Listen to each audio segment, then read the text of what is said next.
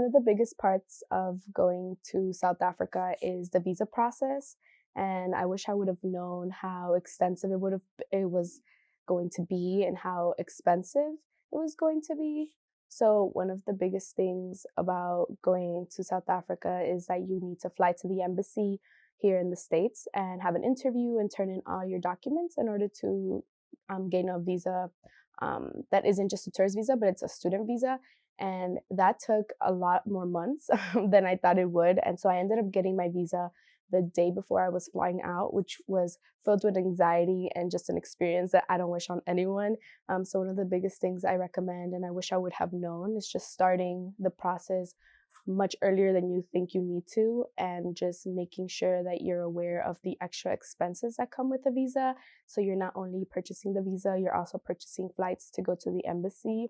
Um, if the embassy is not in your hometown, which it probably won't be, and depending on your state, you have to drive to one particular city. It's not always going to be the closest one to you. It's pretty much divided across the country, and your state has a designated city you have to go to.